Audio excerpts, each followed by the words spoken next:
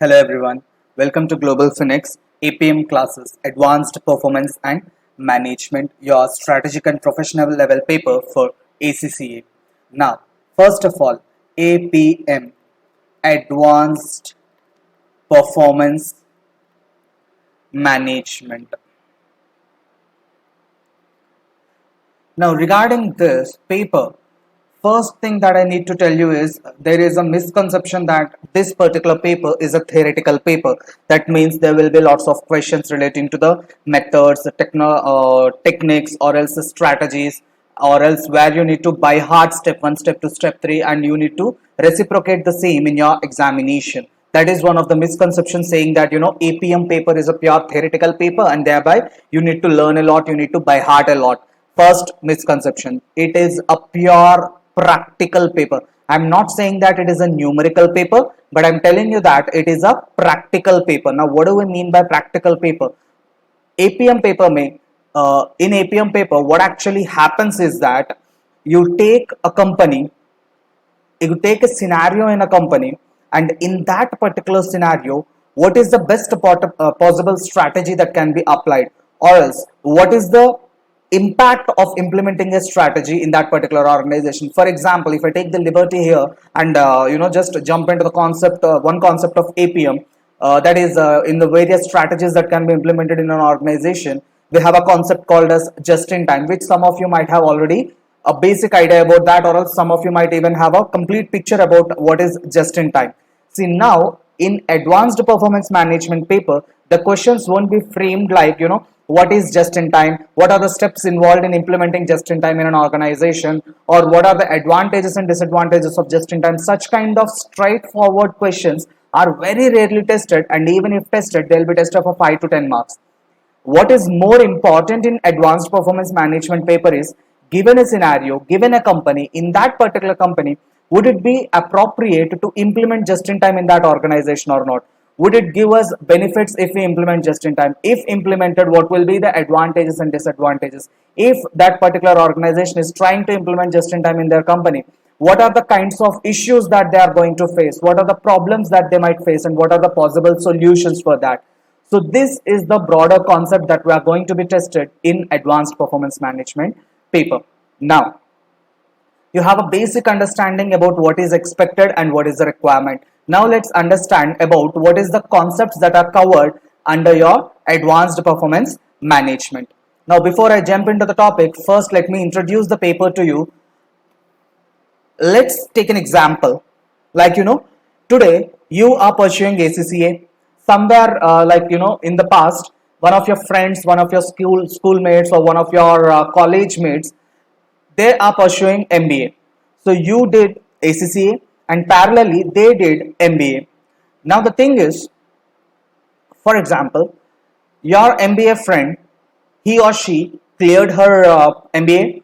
and let's say they had a startup idea in their mind and they implemented that and they found a company and they established a company and then they started their operations and they were going on. Like in the meanwhile, you completed your ACCA, you become a consultant, you become a practicing ACCA, that is a member of ACCA down the lane, and you are acting as a, let's say, a consultant for various companies relating to their performance evaluation. That means you basically identify where the company is lagging, you tell them what are their key success factors, you identify their performance measurements, you tell them that these are the areas where you need to implement better strategies, or these are the areas where internal controls are weak, or these are the areas where your critical success factors can be put more stress upon, and these can give you better results. So basically you analyze the situation of a company, not just their financial position but almost all their operations, their management. You basically understand the overall broader perspective about the company, and you give them suggestions on how to improve their performance and how to improve their financial position as well.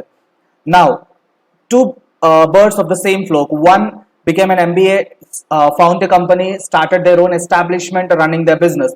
Another person completed their ACCA, become a consultant and a performance evaluation specialist. Now, for example, down the lane, after a year or 2 years down the lane, both of you met over a party, and then when you are in the party, and then once after the party, you both were just sitting together in the lawn and you are talking about what you did in your life after you guys separated. and then you share your experiences, they share their experiences. Then suddenly your friend asked you a simple question. They told you that, buddy, you are a financial analyst, right? So I have my company. I know that my company is running in financial profits, but I would like to have a better perspective. I would like to know much more about my business. Can you analyze my financial statements and give me a better picture? Then what you are supposed to do is, immediately the first thing what any student who is preparing for APM paper would be saying that, sir, yes, I can analyze their financial statements. Give me their past 2 years financial statements, or give me their past 3 years financial statements. Also, I'll ask the management about their projected financial statements for the next 3-4 years. I'll look into what are their extrapolated financial statements. That is basically nothing but their projected financial statements. And then I'll analyze what is their growth rate. I'll analyze their what is their dividend payout ratio. I'll look into their GP ratio, NP ratio, and other operating ratios of ROCE, net asset turnover ratio. Or else I'll look into the liquidity aspects like working capital ratio, current ratio, quick ratio. What is the working capital cycle? Can it be shortened a little bit? Is it possible for them to crush their debtors a little bit? That means reduce their debtors time. So I'll analyze, then I'll go into the leverage ratios or the risk ratios, or I'll calculate the interest coverage, I'll calculate the dividend coverage, I'll look into the debt equity ratio, debt by debt plus equity ratio. So basically you will tell me that, look into the financial statements, give me the ratio analysis, interpretation of financial statements, and I'll do all kinds of nonsense. I'll be laughing at you if you say that, because if any person thinks that by analyzing the financial statements alone, if we can analyze the company as a whole, if you think so, God bless your soul, because no, you are absolutely wrong. Financial performance of a company is just one aspect of their business. There are many other aspects that you need to look into, right? Now let me just give you a broader understanding about what is covered under APM. So when I'm talking about performance evaluation of a company, let's ignore the word performance. When I'm doing about talking about the evaluation of an entity, there are three aspects that I would like to look into. What are the three aspects that I'm talking about? One aspect is what we just now discussed. First one is their financial performance and their position. In another language, your profit and loss and balance sheet, and cash flow statement, statement of changes in equity, basically your financial statements. Then comes the most important one. The second one is non-financial factors. What do we mean by non-financial factors? These are the area where many organizations, most of the organizations face failure. To understand this concept, first you need to know who are the stakeholders. Now there are various stakeholders. Stakeholders are the people who are having direct or indirect interest in your organization, whether they are internal to your entity or external to your entity, whether they are directly connected or indirectly connected, whether they are influenced a lot and they have a control or they have a power over your entity, or they have interest or less interest, less control and less power. So basically again we'll discuss a lot in detail when we are dealing with the stakeholder matrix and other stuff. But anyways, sticking to the basic introduction topic here. So there are various stakeholders of your entity. That means people who are actually interested in your organization. Now imagine every single stakeholder will have an expectation. I'll take 3-4 stakeholders and we'll discuss. Let's take an example. For example, if I'm talking about an entity, okay, fine. I'll take my own entity's example for our illustration purpose. So let's say Global Finex. Now, if I'm evaluating the performance of Global Finex, imagine if I'm preparing my financial statements and fingers crossed down the line, I do expect that GFX turns into a private limited and then into a public limited. So as we know that there are no ends to our human wants. But anyways, so as of now it's a single entity. So let's keep it that way. Now I am preparing the financial statements of a global Finex. Now I looked at my performance ratios, GP ratio, NP ratio, etc., and they are amazing. The growth rates are absolutely perfect. And then I found out that, slowly my business is deteriorating. Touch wood, nothing should happen like that. But slowly I found out that my business is deteriorating. Then I found out that, some of my employees are leaving my organization. Then I found out that my suppliers are kind of trying to back off from contracts with me, or else trying to back off from providing me services. Like for example, if I'm talking about various stakeholders for an educational institution, I would have my customers basically, who are nothing but students. Then I'll have my suppliers. I can assume that my suppliers would be like maybe my press, that is printing press for material printout and other stuff. Then I could have my landlord, many others actually. And then my employees. Then I'll have competitors and many others. Okay, so competitors, anyways, I'll ignore those people because they are happy if my business is running into adverse situations, so I'll ignore those people. Now anyways, going back to our point of discussion, for example, my financial statements are looking crazy good. GP ratios and NP ratios are amazing, growth rates are very good. Later, slowly my business started deteriorating, so I looked into my customers, who are nothing but my students. Then I found out that they're not satisfied with the classes. Nothing as such happened till date, which is a good thing for us. For example, if the students are not happy or not satisfied with the kind of classes that we are providing, maybe with the Google Drive classes or with the live classes or with the offline classes or whatever it is. Maybe I'm not providing material on time, or maybe I'm not conducting mock examinations on time. I'm not resolving their doubts on time. I don't have enough faculties to teach. I don't have proper faculties to teach. There could be lots of aspects where my business could actually not satisfy my customers. That is basically our students.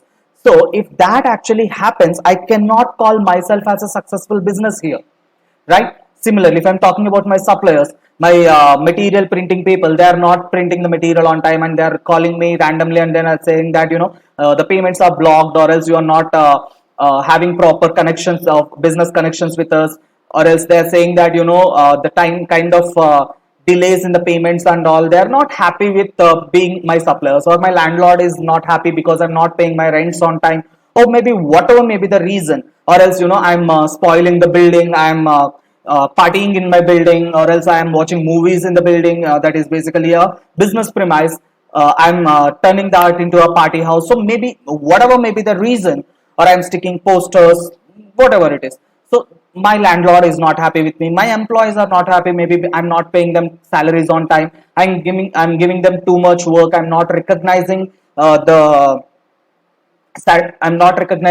hard work of some of my employees, or else I'm not paying them bonuses on time. I'm not giving them salaries on time, or else I'm not giving them enough salaries, or maybe I'm hiring newbies and not recognizing existing faculties. Again, there could be so many other explanations as such. So imagine a company which is financially so strong, which is having good profits and good performance ratios and good working capital ratios and good liquidity ratios and good coverage ratios and everything basically.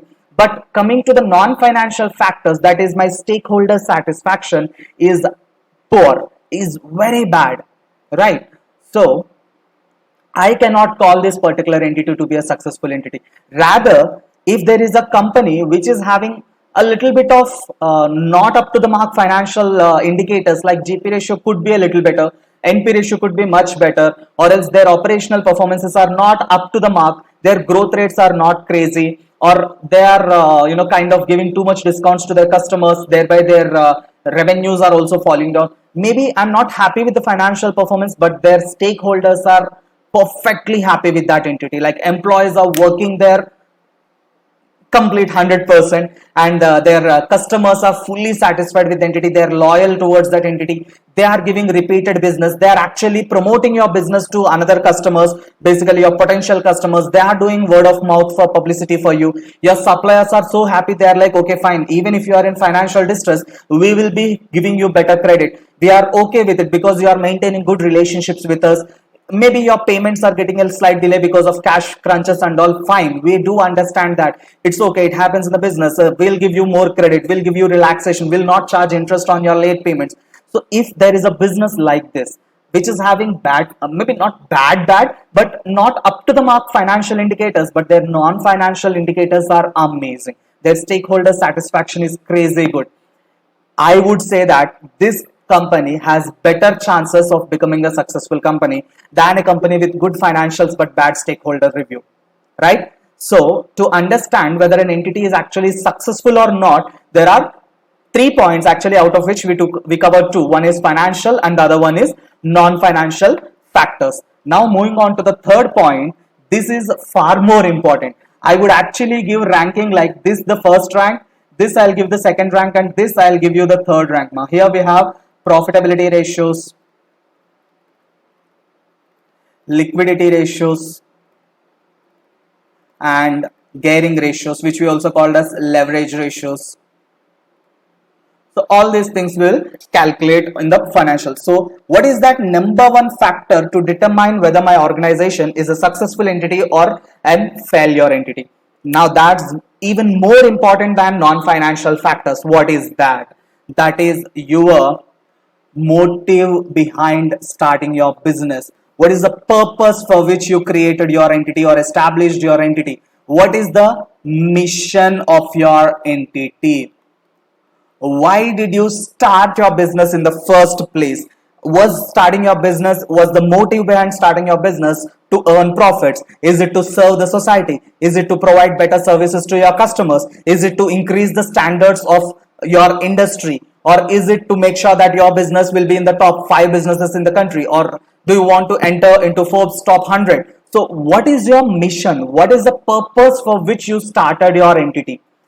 If that goal is satisfied, or else you are in the track to achieve that mission, then yes, we can say that your entity is successful, even if you have financial failure. Like, I started my business. I started a non-performance or not-for-profit entity. I started an NGO to provide service to the society. I cannot consider financial factors as indicators for my evaluation of my business. Suppose there is a school which is established to provide free education to the children. Obviously, their financial statements would represent loss if they prepare their profit and loss. Obviously, right? So we cannot always consider financial factors or financial ratios to be the indicator to evaluate whether your business is a successful business or a failure business. So first reason that you need to check is whether your mission has been achieved, or are you in the process of achieving your mission. Then you look into the non-financial factors, that is your stakeholder satisfaction, customer reviews, customer ratings, customer satisfaction, employee satisfaction, your supplier satisfaction, your competitors are having a healthy competition with you, or else your governments are satisfied because you're paying taxes on time and you're complying with the rules and regulations, you're filing all the returns on time, and you're not giving any fake information. So basically, non-financial factors. Then I'll switch to the financial factors. Then I'll look into whether the business is actually profitable or not. Is it having good cash flows or not? Is its financial position is good or not? Is the net worth increasing or not? Is the net assets of that entity in a growing ratio or not? When I extrapolate for the projected financial statements, are the growth rates reasonable or not? What are the risk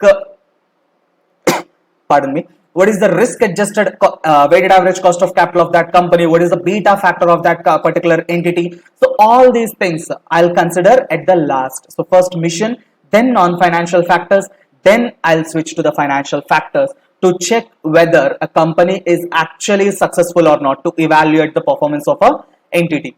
Now I just gave you overview about 3 chapters of your advanced performance management syllabus out of total 13 chapters. In this short video of less than 30 minutes, maybe I'm not sure about the timing here.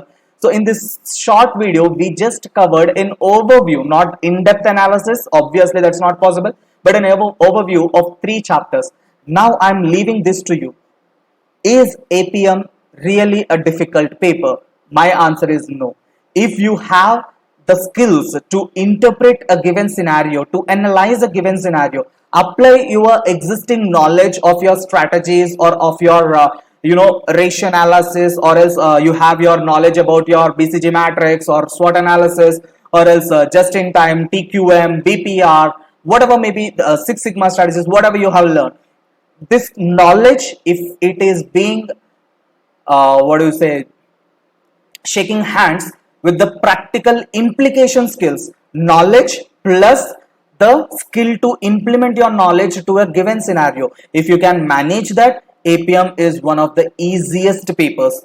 I'll not be telling the names or I'll not be telling the areas or locations, but I'm so proud that one of my students who took APM classes, who attended one of my guest lectures for APM classes, have scored All India third rank and global 13th rank in advanced performance management in a short span of less than 1 month of preparation time. So it's practically very possible, very much possible for you to score good marks in APM, provided you have good knowledge skills plus good interpretation skills plus good implementation skills. And next, one more thing. Then why is the pass percentage so low? Why is the pass percentage just around 30 to 40? Why is it fluctuating between 35 and around 35? The answer is pretty simple. Students are having good knowledge, but they are unable to apply that to a given scenario. Best example I'll tell you. In one of the APM question papers, the first question was asking you, evaluate the performance reporting system of the entity.